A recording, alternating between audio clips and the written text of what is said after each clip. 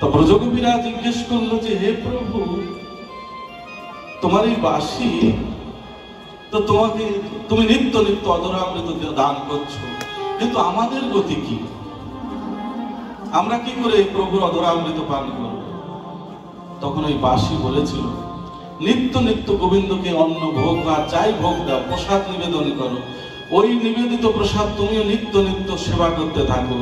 ওই নিত্য নিত্য সেবা করতে করতে তুমি একদিন গোবিন্দের অত্যন্ত প্রিয় হয়ে যাবে, অত্যন্ত কাছে হয়ে যাবে, প্রিয় হয়ে যাবে।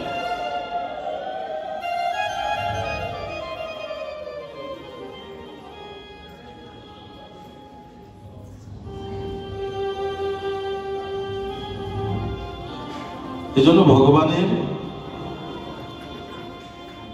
প্রিয় হতে গেলে আমাদের কিছু কর্ম রয়েছে। নিত্য নিত্য আমরা যদি এই কর্মগুলো করি, অবশ্যই আমরা ভগবানের অত্যন্ত প্রিয় হয়ে যেতে পারব, ভগবানের সেবায় লাগতে পারব। আমরা তো কতই ভাগবত শ্রবণ করি, কত কৃষ্ণ কথা শ্রবণ করি, হ্যাঁ, আমরা কিন্তু সেই ভগবত প্রেম লাভ করতে পারছি না। দেখেন, একজনের 4টে ভাই আছে, 3 ভাই হচ্ছে কি ব্যবসা বাণিজ্য করে, ভালো সংসার চলে, কিন্তু ছোট ভাইটা হচ্ছে চুরি করে। ছোট ভাইটা চুরি করে।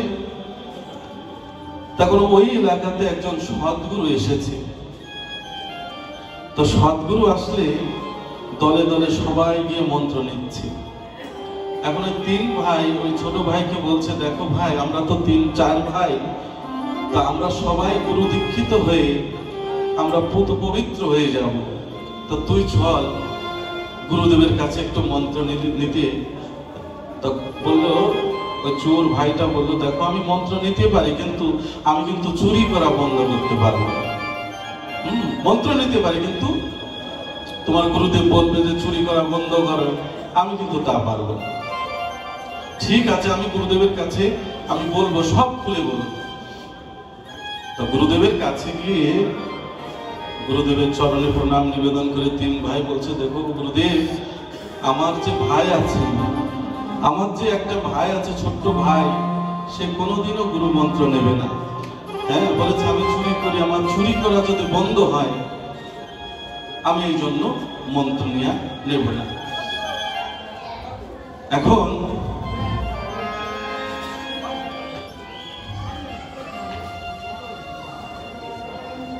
গুরুদেব ধ্যানস্থ হয়ে বললেন, শোনো, আমি যে এই গ্রামে এসেছি আর কারোর জন্য নাই, তোমার ওই ভাইয়ের জন্যই আমি এই গ্রামে আমার আশা।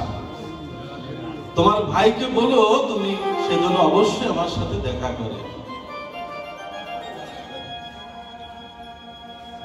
এসে দেখতে পেল, গুরুদেবের চরণে প্রণাম নিবেদন করলো, বলো, দেখো, গুরুদেবের সামনে বসিয়ে রেখে অন্যান্য শিষ্য ভক্তদেরকে গুরুদেব বলছে, দেখো, তুমি আমার এই মন্ত্র নিয়ে যদি চুরি করতে যাও, ওই তালা স্পর্শ করলেই তালা খুলে যাবে। আর যদি একাদশী থেকে যদি কেউ এই মন্ত্র জপ করে, সে যদি 1000 অন্যায় করে, তাকে কেউ দেখবে না। এখন ওই চোরটা পাশে বসে মনে মনে চিন্তা করছে, গুরুদেব, তাড়াতাড়ি করে গুরুদেবের চরণে লোটায় ফিরে বলছে, গুরুদেব, আমাকে কিন্তু আগে দিতে হবে, ওদের দিতে দিতে যদি আমার কম পড়ে যায়, আমাকে কিন্তু মন্ত্রটা আগে দিতে হবে। তো বলে, স্নান করে আসো। স্নান করে আসলে শুদ্ধ মন্ত্র জপ ধ্যান দিয়েছেন, গুরু কৃপা করেছেন। বলেছে, শোন, প্রতিদিন স্নান করে, তো চুরি করা নিষেধ নেই, প্রতিদিন স্নান করে তুই প্রতিদিন তিলক মালা করবি, দাদার সঙ্গে তিলক রচনা করবি, প্রতিদিন তুই গিরিধারী গোপালকে সেবা দিবি, হ্যাঁ, রাধা মাধবকে সেবা দিবি, হ্যাঁ। আর একাদশীর দিন তুই যদি সেবা করিস, একাদশীতে যদি গোবিন্দ সেবা করিস, হ্যাঁ, একাদশীর থেকে যদি তুই চুরি করতে যাস, তুই যে কোনো তালা স্পর্শ করলে আপনি আপনি খুলে যাবে। বিশ্বাস মিলাই বস্তু তর্কে বহুদূর। আমরা মন্ত্র নেই ঠিকই, গুরু আশ্রিত হই ঠিকই, আমি সারা পৃথিবী ঘোরাম অধম, অনেক অনেক জায়গায় যাই, বলে কি বাবা কি যে মন্ত্র নিয়েছি মনে নেই, তোমার গুরুদেবের নাম কি, কি যে নাম সেটাও ভুলে গিয়েছে। গুরু যে নাম দিয়েছে সেটাও ভুলেছে, গুরুদেবের নাম কি সেটাও আমরা ভুলে গেছি। এখন ওই চোরটা তার বিশ্বাস, এই বিশ্বাসের জোরে প্রতিদিন সকালে ঘুম থেকে উঠে 16 মালা জপ করে, রাধা গোবিন্দের বাল্য ভোগ দেয়, সেবা দেয়, আবার তিলক মালা পরে বাজার করতে যায়, আবার রাত্রি হলে চুরি করে। এখন এই চুরি করার পর সকাল হলে বাজারে গিয়ে দেখলে এই স্বর্ণের দোকান আজকে চুরি হয়েছে, সবাই জানে যে তো আন্তর্জাতিক খ্যাতি সম্পন্ন চোর, সবাই জানে এই চোরকে চেনে। তো বলে তুমি কি চুরি করেছো? বলছে হ্যাঁ আমি চুরি করেছি। বলে না তুই চুরি করতে পারিস না, কারণ তুই তো এখন গুরু কৃপা লাভ করে তুই তো তিলক মালা পরিধান করে, তুই হাজার বললে আমরা বিশ্বাস করি না, বাহির থেকে হয়তো কোথাও কেউ চুরি করেছে। তুই বসে বসে ওরকম ভাবে কি ব্যাপার, আমি চুরি করলাম কিন্তু আমাকে কেউ দোষী করে না, কারণটা কি, দোষ কেন রাখে না, এ কি গুরু কৃপা হচ্ছে নাকি? দেখেন গুরু কৃপা হলে জগতে কৃষ্ণ কৃপা হয়। গুরু যদি কৃপা না করে, আপনার মন্ত্র না দিত, আপনার এই শ্মশান তুল্য দেহ ফুলের বাগান করে দিয়েছে কে? পরম গুরুদেব কৃপা করে আপনার এই শ্মশান তুল্য দেহ ফুলের বাগান করে দিয়েছে। গুরু ঋণ কেউ কেউ শোধ করতে পারে গো? পারে না, কেউ কোনোদিন শোধ করতে পারে না। এখন একাদশী থেকে ওরকম চুরি করে, কোন তালা যদি স্পর্শ করে আপনা আপনি খুলে যায়। এইভাবে বেশ কিছুদিন চলছে। মনে করেন এই এলাকায় কোনো বাড়িতে চুরি করা তার মানে সব বাড়িতে সে চুরি করেছে, কোনো বাড়ি বাদ নেই।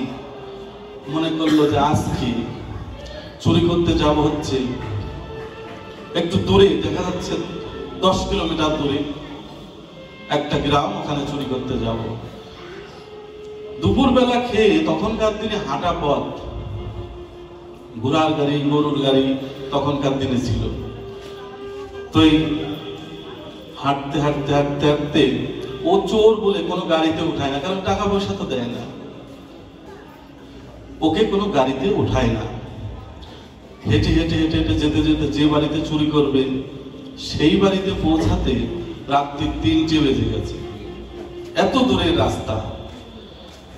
দেখুন আগেকার দিনে মানুষের মাটির ঘর ছিল, আপনারা নিশ্চয়ই জানেন, মাটির ঘর ছিল, মাটির দেওয়াল, মাটির ঘর, হ্যাঁ।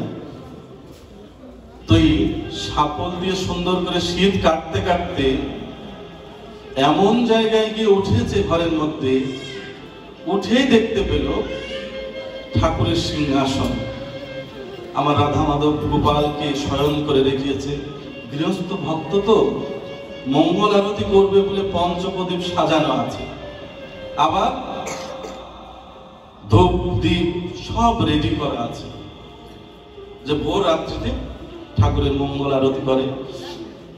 ওখানে কি উঠে গৃহস্থ ভক্ত তো, ধুতি আছে, তার জপের মালা আছে, তো চোরটা ভাবলো হাই রে, আজকে তো গুরুকর্ম করি নাই, গুরুদেব বলেছিলেন যে সকাল সন্ধ্যা তুই চুরি করিস অসুবিধা নেই, কিন্তু সকাল সন্ধ্যা এই গুরু মন্ত্র না করে তুই কখনো চুরি করবি না। এখন যেহেতু দুপুর বেলা বেরিয়েছে ঘর থেকে, যেতে যেতে রাত্রি 3টে, শীত কাটতে কাটতে প্রায় 3:30 4টে বেজে গেছে। দেখলো যে ধুতি আছে, জপের মালা আছে, ওই ধুতি প্যান্ট শার্ট খুলে রেখে ধুতি জপের মালা দাদর সঙ্গে তিলক রচনা করে, যেহেতু গৃহস্থ ভক্ত তাদের বাড়িতে সব আছে ঠাকুর সেবার, ওইটা পরিধান করে সুন্দর করে আসনে বসে রাধা গোবিন্দ গোপাল বিগ্রহ যে শয়ন করা ছিল ওটা উঠিয়ে ওনাদেরকে ধূপ দ্বীপ জ্বালিয়ে, হ্যাঁ, সুন্দর করে দেখলো কৌটার মধ্যে কিছু মিষ্টি আছে, হ্যাঁ, জলও আনা আছে, সব দিয়ে ঠাকুরের সেবা দিয়ে কি করছে, আরতি করছে, হ্যাঁ, গোবিন্দকে আরতি করছে। গুরুদেব বলেছে সকাল সন্ধ্যা গুরু মন্ত্র না করে কখনো তুই চুরি করবি না। যেহেতু দুপুরবেলা চুরি করতে গিয়েছে, সন্ধ্যার কাজটা তো হয়নি, হয়েছে কি বলুন? এই জন্য ওই সন্ধ্যার কাজটা ভোর রাত্রিতে ওই যখন আরতি করছে, আরতি করার পর ওই গৃহস্থ পাশের ঘর থেকে এসে দেখতে পেল অযাচিত ভাবে একজন মহাবৈষ্ণব আমার ঘরে এসে উপস্থিত হয়েছে। দাদার সঙ্গে তিলক পরা, মালা তিলক পরা, সুন্দর করে আমার গোপালকে আরতি করছে। স্বামী স্ত্রী দুজনে ষষ্ঠাঙ্গে প্রণাম নিবেদন করছে। তো প্রণাম নিবেদন করার সময় দেখতে পেল যে ওই শীতকে যে গর্তটা ওইদিকে নজর পড়েছে। তখন বলছে স্বামী স্ত্রী, হে সাধুগুরু বৈষ্ণব, আপনি কত কষ্ট করে আমার ঘরে এসেছেন, আপনি যদি বলতেন আমি তো দরজা খুলে দিতাম। আমার ঘরে যে আপনি রাধা মাধবকে আরতি করছেন, আমার ঘরে যে গোপালের আরতি করছেন, আমি তো ধন্যাতি ধন্য হয়ে গেছি যে অযাচিত ভাবে আপনি যে কৃপা করেছেন। এই সারা শব্দ পেয়ে আরতি বন্ধ করে ওই জপের মালা নিয়ে জপ করেছিল। গুরুদেব বলেছে, যদি বেশি বিপদে করিস মালা ছাড়বি না, জপ তুই ছাড়বি না কখনো, যদি বেশি বিপদে করিস। ওই গৃহস্থর মালাটা ছিল ভাগবতের পাশে, তাড়াতাড়ি নিয়ে ওই বসে বসে, হে গুরুদেব তুমি রক্ষা করো, হে কৃষ্ণ তুমি রক্ষা করো, হে রাধারানী তুমি আমাকে কৃপা করো, এরকম জপ করছে। কি করতে আসলাম, কি হয়ে গেল। এখন এই উলুধ্বনি হরিধ্বনি শুনে পাশের বাড়ির ভক্তরা মনে করলে এত ভোর রাত্রিতে এই বাড়িতে কি হচ্ছে, গিয়ে একটু দেখে আসি। দলে দলে এসে তারাও সে সাধুগুরু বৈষ্ণবকে দেখে উলুধ্বনি হরিধ্বনি করতে লাগলো সবাই মিলে।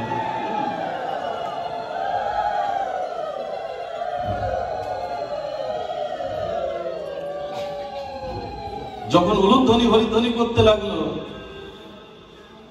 আশেপাশের যত পাড়া প্রতিবেশী ছিল সবাই ভাবলো এত রাত্রিতে ওদের বাড়িতে কি হচ্ছে, চলো তো আমরা দেখে আসি।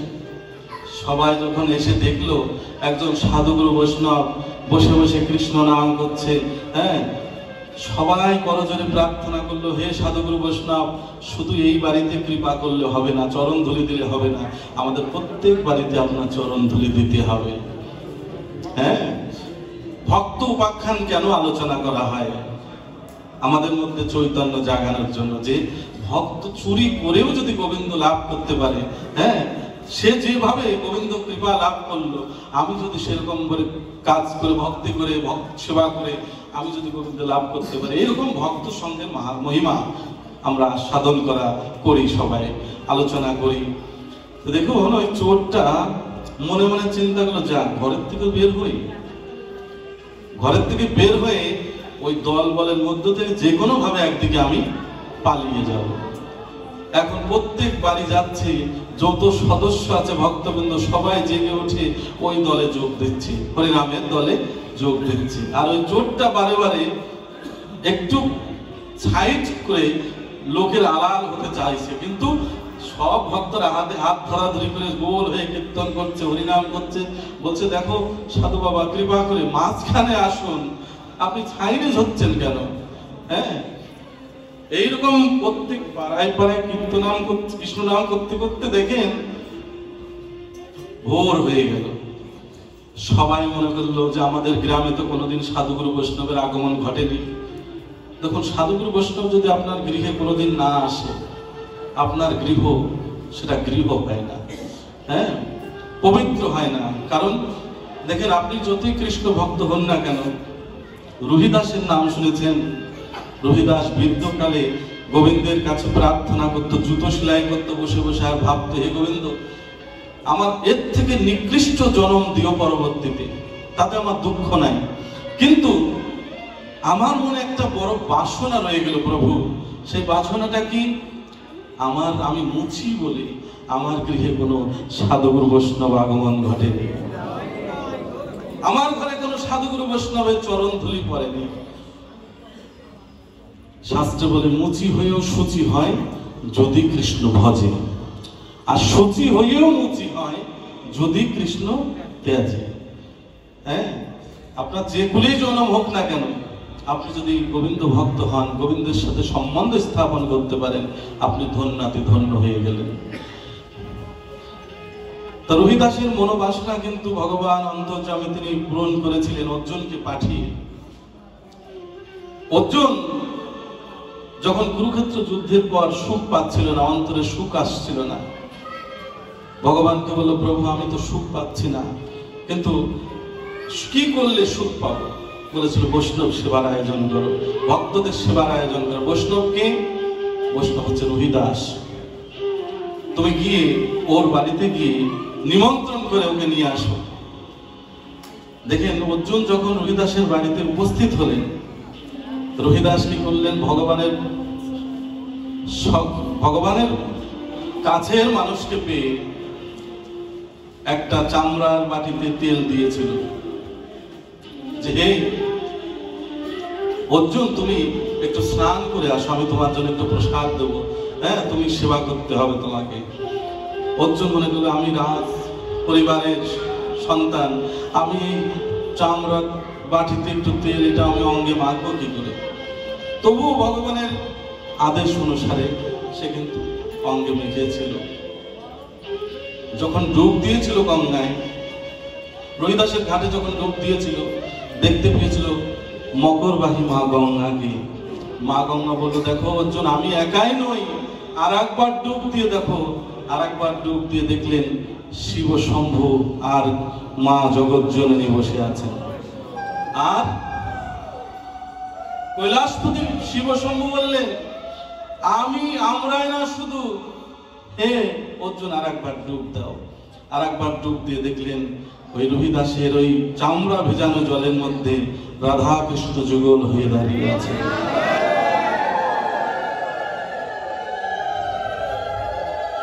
যাই হোক, রোহিদাস ওই মনে আফসোস ছিল যে আমার ঘরে যদি কোনো সাধুগুরু বৈষ্ণব আগমন ঘটতো, আমি জীবন ধন্য হয়ে যেত। এখন দেখুন ওই যে চোর সমস্ত গ্রাম হরিনাম সংকীর্তন করেছে, নগর কীর্তন করেছে, সকাল হতে না হতেই প্রত্যেক বাড়ির থেকে চাউল ডাউল তেল লবণ সবজি সব নিয়ে এসে বলল, আমরা সবাই মিলে আজকে সাধু সঙ্গ করব, ভক্তদের সেবার আয়োজন করব। যেহেতু একজন মহতি বৈষ্ণবের সান্নিধ্য আমরা পেয়েছি, তো সেবা করার পরে প্রায় 3 গাড়ি ঘোড়ার গাড়ি ভর্তি চাউল ডাউল বেঁচে গিয়েছিল সেবা করার পরে। তো সবাই সিদ্ধান্ত নিল, যেহেতু সাধু বাবা উনি কৃপা করে অযাচিত ভাবে আমাদের এখানে এসেছেন, আমরা 3 গাড়ির সমস্ত চাউল ডাউল তেল লবণ সবকিছু নিয়ে ওনার বাড়িতে পৌঁছে দেবো, যাতে আমাদের এই চাল ডাল সবকিছু গোবিন্দ সেবায় লাগে। দেখেন 12 আনা পথ এগিয়ে গিয়ে ভক্তরা কিন্তু ওই চাউল ডাউল তেল লবণ 3 গাড়ি সবকিছু নিয়ে যাচ্ছিল সেই চোরের বাড়িতে। চোর ভাবলো, আমি যে চোর, এরা যদি জানতে পারে, তাহলে আমাদের গ্রামে গিয়ে যদি জানতে পারে যে আমি চোর, তাহলে কিন্তু আমার এইগুলো তো নেবেই নেবে, আরো আমাকে, আমার কপালে কষ্ট আছে, তাই তো? তো সবাইকে বললো, দেখুন আমি যেতে পারবো, এই চাউল ডাউল যা আছে আমাকে দিয়ে দিন, আমি একাই যেতে পারবো। ঠিক আছে। এত কিছু নিয়ে যখন তার বাড়িতে পৌঁছে গেল, ওই যে 3 ভাই, তখনকার দিনে অভাব ছিল, তখনকার দিনে অভাবই ছিল মানুষ। 3 ভাই মনে ওই সব সম্পদ গুলো দেখে, চাউল ডাউল তেল লবণ সবজি, হ্যাঁ টাকা পয়সা দেখে লোভ হয়ে গেল, যে কোথার থেকে ডাকাতি করে নিয়ে এসেছে, হ্যাঁ কোথার থেকে চুরি করে এনেছে, ওকে ভাগ দেওয়া যাবে না। 3 গাড়ি যেহেতু, আমরা তো 4 ভাই, ওর কোনো কিছু দেওয়া যাবে না, কারণ ও আবার কয়দিন পরে চুরি করতে গেলে এর থেকে আরো বেশি কিছু আনতে পারবে। সবাই মিলে যুক্তি পরামর্শ করে 3 ভাই মিলে ওকে অন্ধ করে দিল। নদীর ঘাটে নিয়ে গিয়ে চোখ অন্ধ করে দিয়েছিল মেরে। আর নদীতে যে নৌকাটা ছিল, অনেক পার ঘাটে নৌকা থাকে না বাঁধা, ওর মধ্যে ওই ছোট ভাইকে রেখে নৌকাটা ছেড়ে দিয়েছিল। ভাসতে ভাসতে ভাসতে ভাসতে ওই নৌকাটা, ওই যে ওর গুরুদেব সিদ্ধ মহাত্মা, উনি ভোর রাত্রিতে উনি স্নান করেন, ব্রহ্ম মধ্যে স্নান করেন ওই নদীতে গঙ্গায়। তো যখন উনি স্নান করছেন, দেখতে পেলেন একটা নৌকার মধ্যে কে যেন সারা গায়ে রক্ত, অন্ধ, চোখ দিয়ে রক্ত ঝরছে, ভাসতে ভাসতে ওই পথ দিয়ে যাচ্ছে, ওই নদী পথ দিয়ে। তখন গুরুদেব তার আধ্যাত্মিক শক্তি দ্বারায় সেই নৌকাটাকে কাছে নিয়ে এসে দেখলেন যে আমারই সেই শিষ্য, আমারই সেই ভক্ত, যাকে আমি কৃপা করলাম, তার আজ এই অবস্থা হয়েছে। গুরুদেব সুন্দর করে তাকে যত্ন করে তার আশ্রমে নিয়ে গেল। আশ্রমে নিয়ে গিয়ে গুরুদেব সব কিছু বিস্তারিত ওর কাছ থেকে শুনলো যে কারণটা কি, তোকে এই অবস্থা কারণটা কি। তো গুরুদেবকে ওই শিষ্য বলল, হে গুরুদেব, আমি যাদের আপন ভাবতাম, ভাই আমার, বৌদি আমার, স্ত্রী আমার, পুত্র আমার, কন্যা আমার, আসলে বলুন তো গুরুদেব, এই সংসারে আপন কি, প্রকৃত আপন কে এই সংসারে? তখন গুরুদেব জড়িয়ে ধরে বলেছিল, এই দিনের অপেক্ষায় আমি করছিলাম। তুই যে সংসার মায়ায় আবদ্ধ হয়ে রয়েছিস, আমার পুত্র, আমার কন্যা, আমার স্ত্রী, আমার সন্তান, এই জন্য এই দিনের প্রতীক্ষায় করছিলাম। তাই এই জগতে আপন হলো আমার অনাদিরাদি গোবিন্দ শ্যাম সুন্দর। হে গুরুদেব, সেই আপন জনাকে পাবো কি করে? সেই আপন জনাকে আমি কি করলে সেই আপন জনার সন্ধান পাবো? তা গুরুদেব কি করলেন, মালা তিলক পরিয়ে, যেহেতু অন্ধ, আমরাও কিন্তু জন্ম অন্ধ, যে চোখে কৃষ্ণ দেখে না, হয়তো দুদিনের পোশাক ভোজি হয়ে আমরা, নিরামিষ ভোজি হয়ে আমরা মনে করছি, বিশেষ করে আমি মনে করছি, আপনারা অনেক শুদ্ধ বৈষ্ণব, যে আমি কি হলাম, আমি পরম বৈষ্ণব, আমি পরম ভক্ত। কিন্তু দেখেন, এই অহংকার নিয়ে ভজন করছি, এই জন্য কৃপা হচ্ছে না। আমি কিছুই না, আমি ভজন সাধন জানি না প্রভু, তোমার কোনো কিছুই আমি জানি না। এই আমার মতো হতভাগা, আমার মতো পাপী এই জগতে নেই, এটাই ভজন। দেখেন, সংসারী মানুষ সারাদিন কর্মব্যস্ততার মধ্যে থেকে গোবিন্দকে ভজন সাধন করতে পারে না।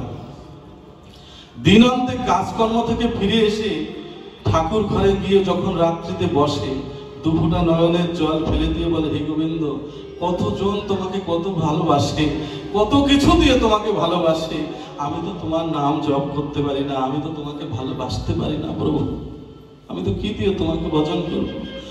এই যে অনুশোচনা, গোবিন্দের প্রতি ব্যথা, বিরহ, এইটাই হচ্ছে ভজন। দেখেন, যে চোখে কৃষ্ণ দেখে না সে চোখ অন্ধ।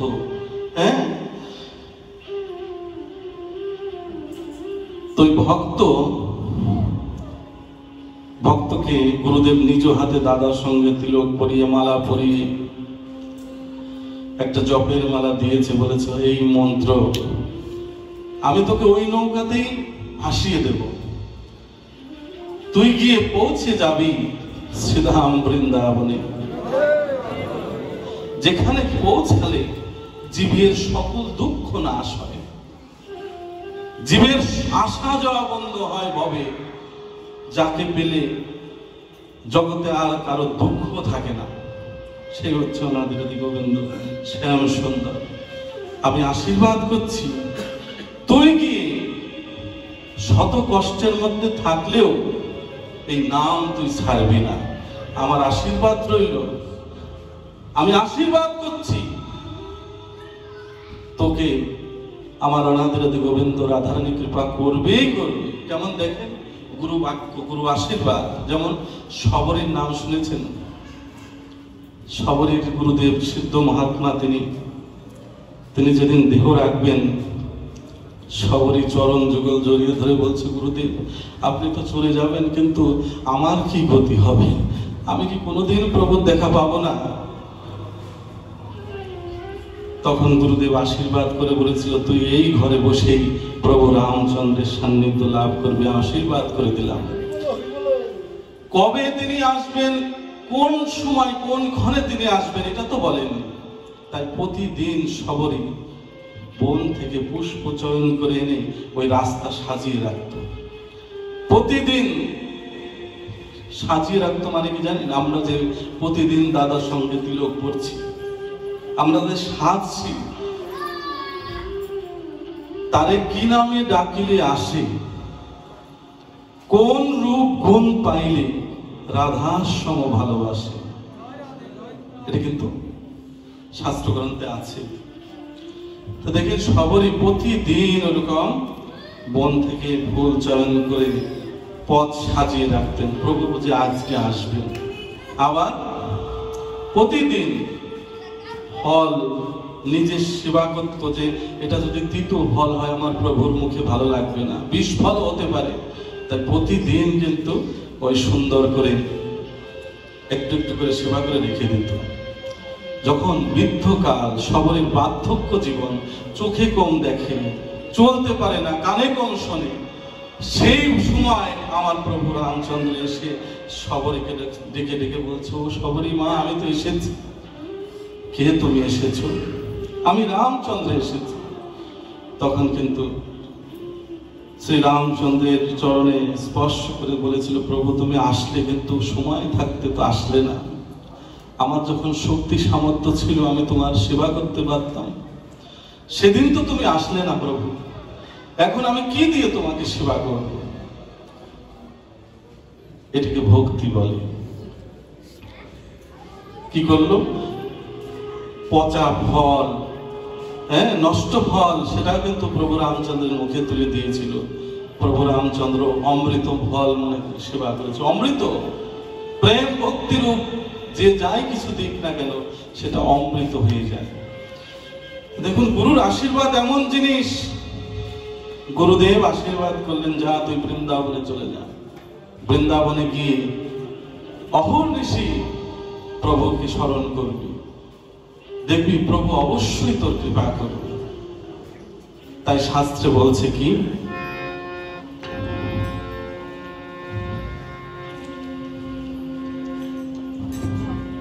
আমি কবে যাব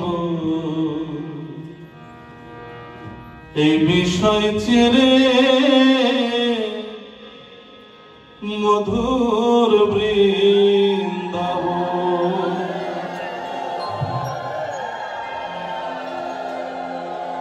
কৃষ্ণ নামে কাঁদবে কবে আমার পোড়া মন,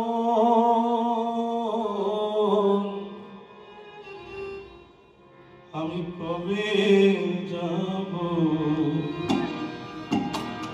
বিষয় ছেড়ে,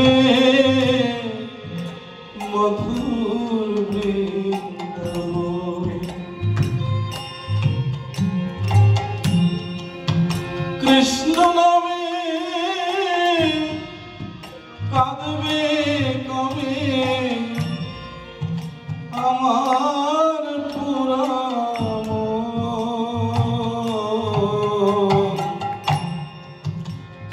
কবে যাব বিষয় ছেড়ে, মধুর বৃন্দাবন।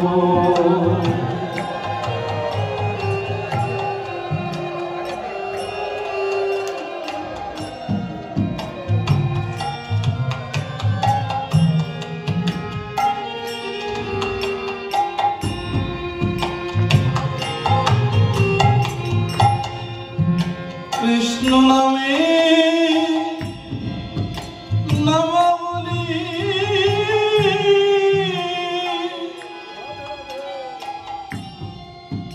পূর্ব কবি গায়,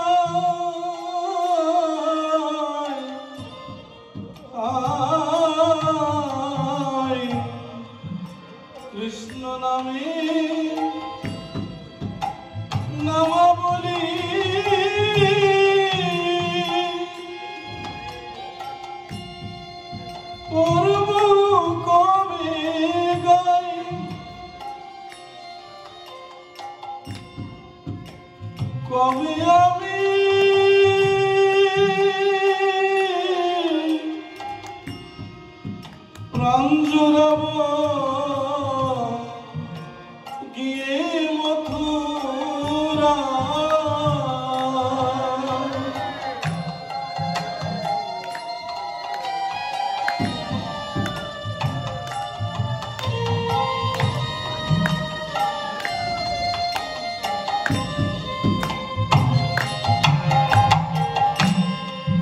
কৃষ্ণ নামটি পারের সম্বল পাব কবে দর্শন,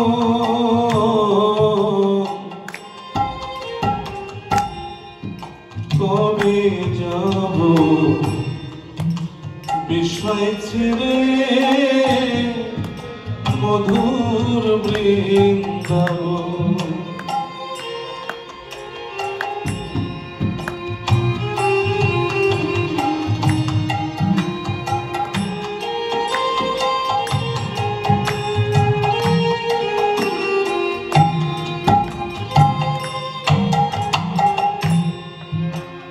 কৃষ্ণ আমার কালো সোনা,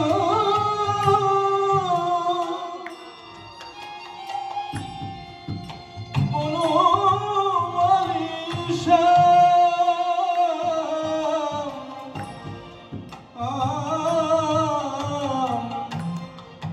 কৃষ্ণ আমার কালো সোনা,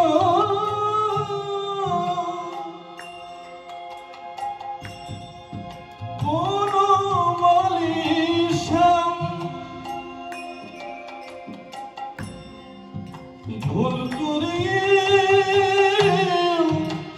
একদিন মুখে লই নাই কৃষ্ণ নাম।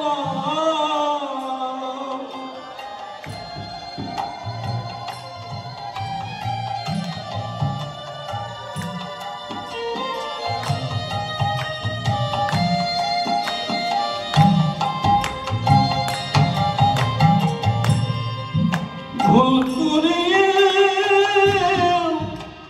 একদিন মুখে লই নাই কৃষ্ণ নাম। কৃষ্ণ নামটি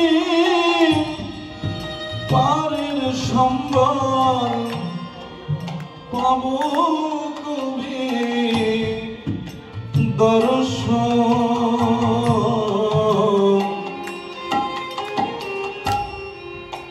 কবে যাব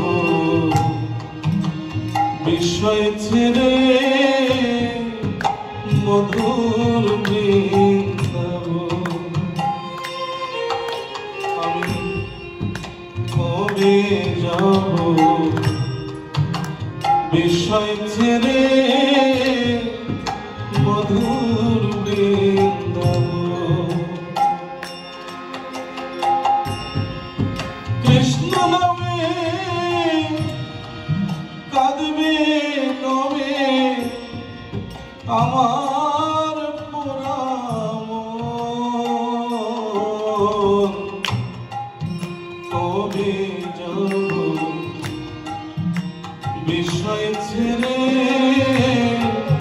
মধুর বৃন্দাবন। কবে যাব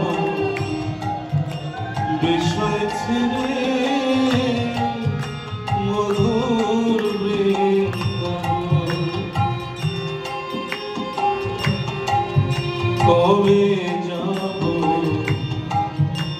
বিষয় ছেড়ে মধুর বৃন্দাবন।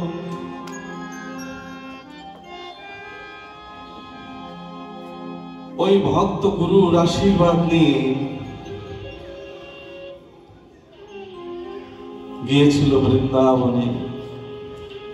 দেখবেন বৃন্দাবনে গেলে, আপনারা যদি বৃন্দাবন গিয়ে থাকেন, ব্রজধামে যদি একবার গিয়ে থাকেন,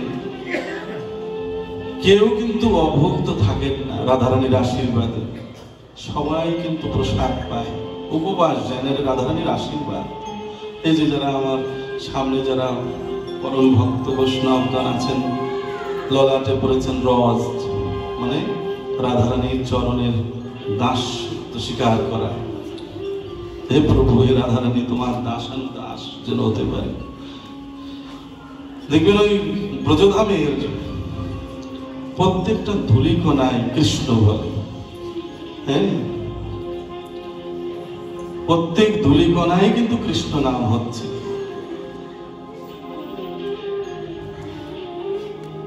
ব্রহ্মাও বলেছিল, প্রভু কীট পোকামাকড় জন্ম কি, মনুষ্য জন্ম কি, পশুকুলেও যদি আমার জন্ম না দাও, হ্যাঁ, ব্রজধামের গুল্মলতা হয়ে আমাকে জন্ম দিও। যেন বৃন্দাবনের ব্রজধামে যে গুল্মলতা হয়ে আমি যে জন্ম নেব, যত ভক্তবৃন্দ রাধে রাধে বলতে বলতে ব্রজধামের পথে পথে যেতে লাগে, সেই ব্রজধামের সমস্ত ভক্তদের চরণ ধরি আমি অঙ্গে মাখব। দেখেন, অনেক অনেক আপনারা যারা গিয়েছেন ব্রজধামে, আমি তো অধম নারাধম পামর।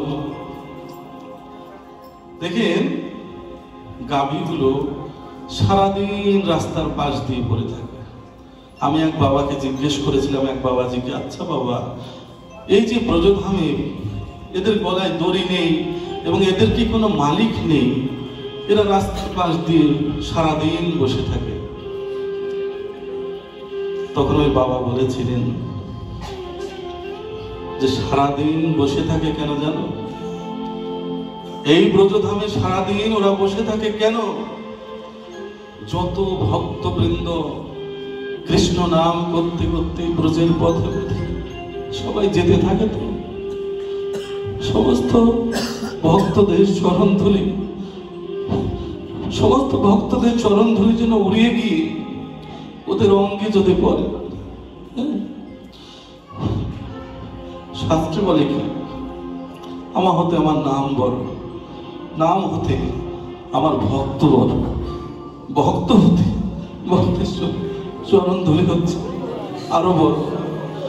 এই জন্য ওই গাভীগুলোতে ওই বাবা বলেছিল, সারাদিন প্রতীক্ষা করে এই ব্রজের পথ দিয়ে কত সাধুগুরু বৈষ্ণব, কত সাধুগুরু বৈষ্ণব এই পথ দিয়ে যাবেন, ওনাদের চরণ ধুলি যেন আমাদের অঙ্গে লাগে। আমি তারপরেও জিজ্ঞেস করেছিলাম, এরা যে রাত্রিতেও এরকম শুয়ে থাকে কেন? রাত্রিতেও ওদের কি মালিক নেই, ঘর নেই? রাত্রিতেও এরকম পড়ে থাকে কেন?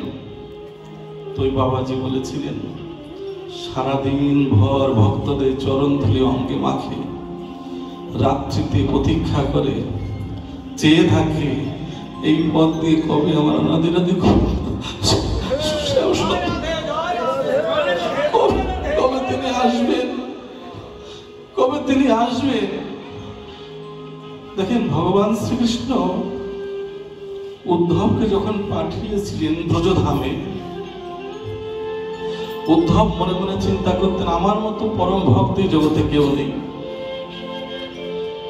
উদ্ধব ভগবানের প্রসাদী পোশাক গ্রহণ করত, পরিধান করত। উদ্ধব রাস বেশ পরিধান করত। ভগবান শ্রীকৃষ্ণ বললেন যে আমার ব্রজধামে গিয়ে দেখে আসো, আমার ব্রজগোপীগণ, ব্রজাঙ্গনাগণ তারা কেমন আছে, তাদের ভক্তি কি। ভগবান শ্রীকৃষ্ণ মনে করলেন, হে উদ্ধব, তুমি মনে মনে চিন্তা করছো তোমার মতো পরম ভক্তি জগতে আর কেউ নেই, তুমি ব্রজধামের ব্রজবাসীদের ভক্তি তোমাকে দেখতে হবে।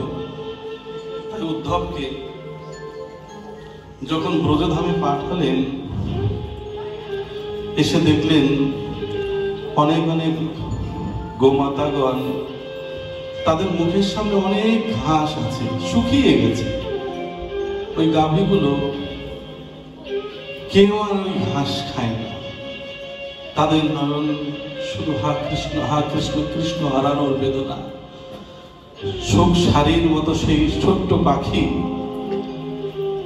তারাও প্রতিজ্ঞাবদ্ধ হয়েছিল যে যতদিন না আমার অনাদিরাদি গোবিন্দ না আসবে আমরা চোখ খুলব না। কি অনুরাগের কথা, কি ভালোবাসার কথা। আবার দেখেন, যশোমতী মা তিনিও কিন্তু নবনীর বাটি হাতে নিয়ে এ ঘর ও ঘর ঘুরছে যে আমার গোপাল তো লুকোচুরি খেলে, আজও বুঝি আমার গোপাল এই ঘরে আছে। এই যে মাধুর্যময় ব্রজধাম,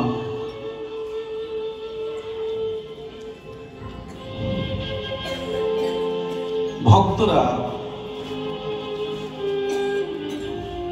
ব্রজের ধুলি অঙ্গে মাখছে, কত অনুরাগী ভক্তগণ ব্রজধাম পরিক্রমা করছে, ব্রজের পথে পথে হা কৃষ্ণ জয় রাধে বলে কেঁদে কেঁদে যাচ্ছে। দেখুন সেই ব্রজধামে পৌঁছে গেল ওই গুরু ভক্ত, সেই অন্ধ চোরটা। পৌঁছে যাওয়ার পর ওই নৌকাটাকে যমুনার একটা চরে বেঁধেছে, বসে বসে ভাবছে, হে গোবিন্দ, হে রাধারানী, এমন সময় তোমার ধামে আসলাম, সেই ব্রজধামেই তুমি আনলে, কিন্তু আমার যখন নয়ন দৃষ্টি শক্তি ছিল, আমি দেখতে পেতাম ব্রজধাম, সেই সময় তো তুমি কৃপা করলে না। হ্যাঁ, তো বসে বসে কাঁদছে যে ব্রজধামে আসলাম, ব্রজধাম কেমন দেখতে, হ্যাঁ আমার ভাগ্য হলো না। বসে বসে কাঁদছেন আর হরিনাম করেই চলেছেন, হরিনাম করেছে। যে অন্ধ তার কাছে দিন রাত সমান, যে অন্ধ তার কাছে হচ্ছে রাত দিন সমান। তা কেঁদে কেঁদে ভগবানকে ডাকছে, হে গোবিন্দ, তোমার কি কৃপা হবে না, তোমার কি করুণা হবে না? কেঁদে কেঁদে আকুল হয়ে ব্যাকুল হয়ে হা কৃষ্ণ হা রাধারানী বলে কাঁদছে। শাস্ত্রে বলে, আমি সব সইতে পারি, কিন্তু ভক্তের চোখের অশ্রু জল আমি সইতে পারি না। আর আপনার যদি সেই কৃষ্ণ প্রেমের অশ্রু জল আপনার না থাকে, কৃষ্ণ প্রেমের অশ্রু জল যদি আপনার মধ্যে না থাকে, আপনার সাধন ভজন হচ্ছে না। ভাববেন, দেখুন কেঁদে কেঁদে ভগবানকে ডাকছেন, আর এদিকে ভগবান শ্রীকৃষ্ণকে শ্রীমতী রাধারানী বললেন, দেখো ওই ভক্তকে তুমি যদি কৃপা না করো, হ্যাঁ তাহলে তো হবে না, তুমি কৃপা করো। শ্রীমতী রাধারানী কি করলেন, গোবিন্দকে বললেন, প্রভু চল আমরা দুজনে গিয়ে ওই ভক্তকে কৃপা করে আসি। যখন ওই নৌকার উপরে সে শ্রীমতী রাধারানী আর অনাদিরাদি গোবিন্দ যুগল হয়ে দাঁড়ালেন, দাঁড়ানোর পরে ভক্তের অশ্রু জল শ্রীমতী রাধারানী নিজের অঞ্চল দিয়ে মুছিয়ে দিয়েছিল। রাধারানীর শ্রীহস্তের পরশে ওই অন্ধ চোখ দৃষ্টি শক্তি ফিরে পেল।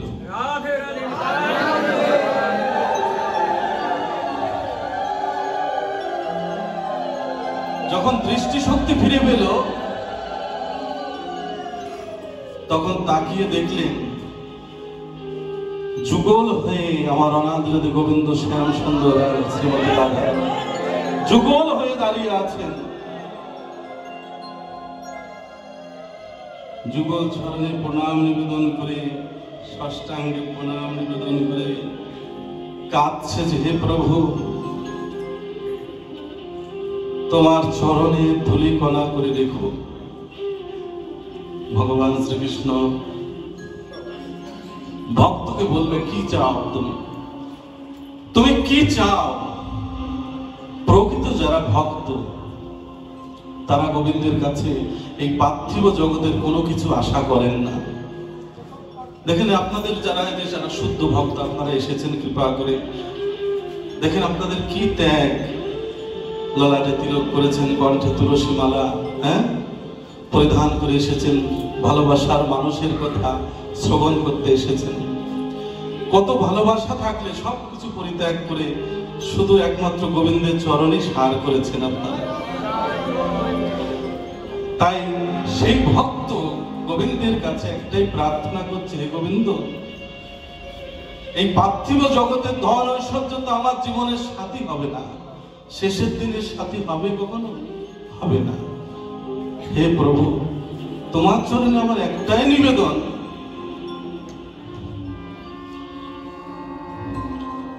তুমি সেদিন আমার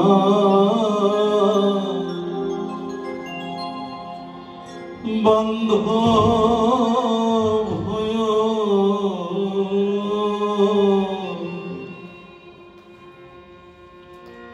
যেদিন আত্মীয় স্বজন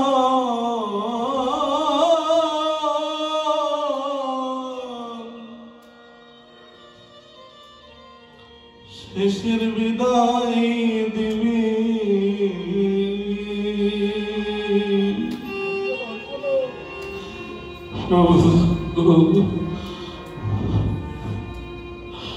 সেদিন তুমি বান্ধব হয়ো,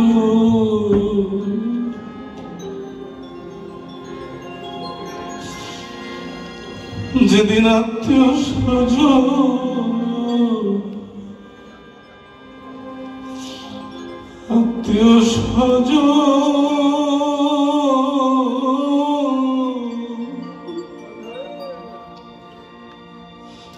শেষের বিদায় দিবি।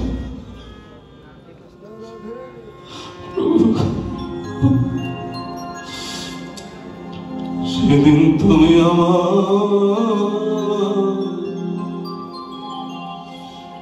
বন্ধু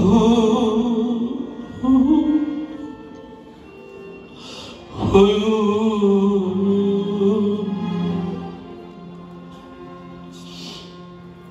আমি কত জন্মে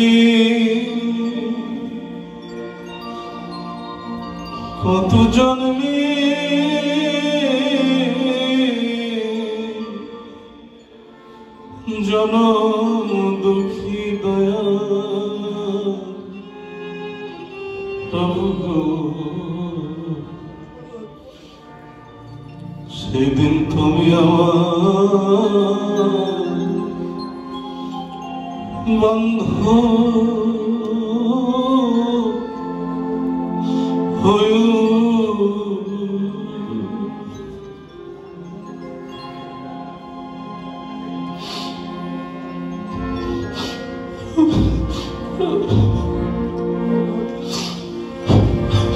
আমি অধমে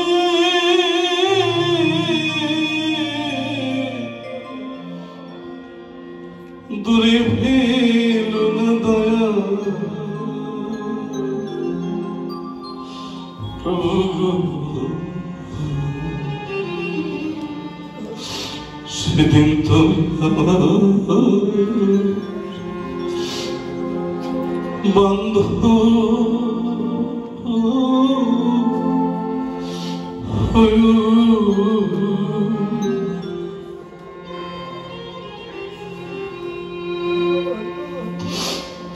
যেদিন আত্মীয় স্বজন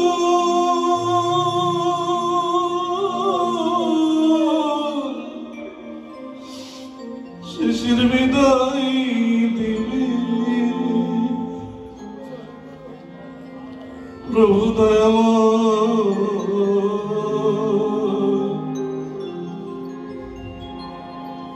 সেদিন তুমি আমার বন্ধু হয়ো,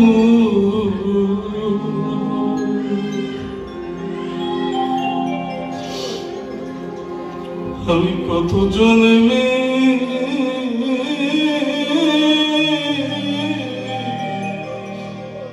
জনম দুঃখী দয়া প্রভু হে, সেদিন তুমি আমার বান্ধব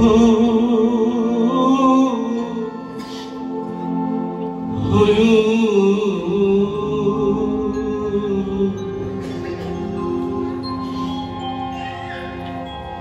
তোমার ওই চরণে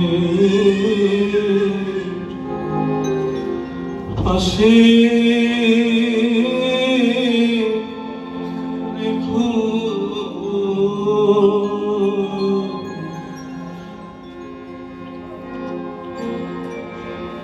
শুধু জন্মি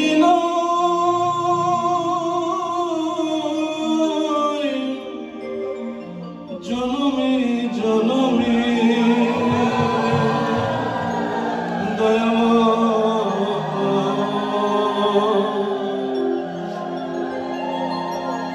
তুমি শরণে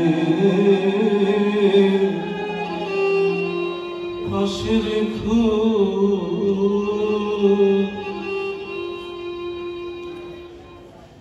যেদিন প্রাণ পাখি প্রাণ দেবে মন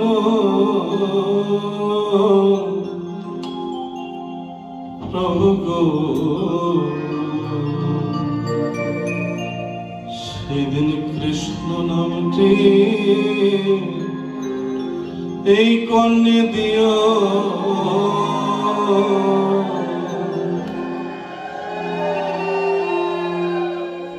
তোমার চরণ ছাড়া করুণাহি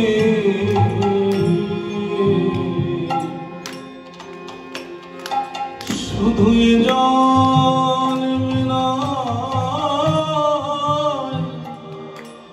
জনমে জনমে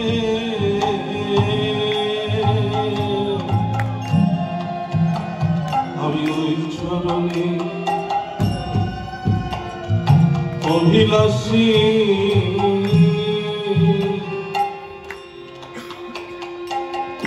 শুধু জন্মে না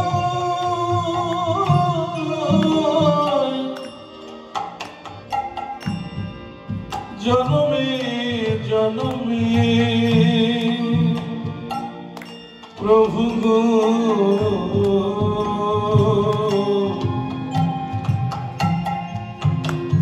তোমার ওই চরণে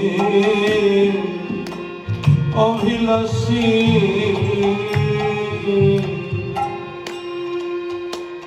তুমি সেদিন আমার বান্ধব হয়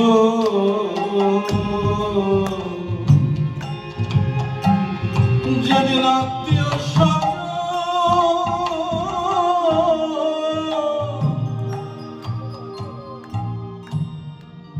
শেষের বিদায় দেবী মন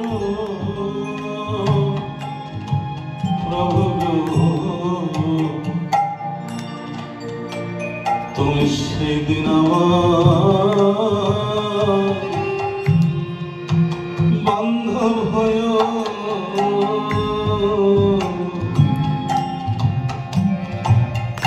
তোমার চরণ ছাড়া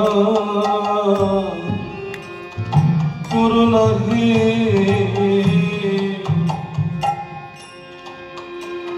শুধু জন্মে না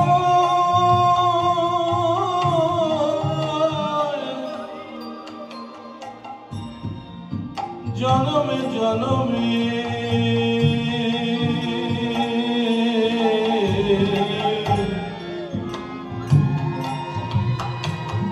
তোমার ওই চরণে অভিলাষী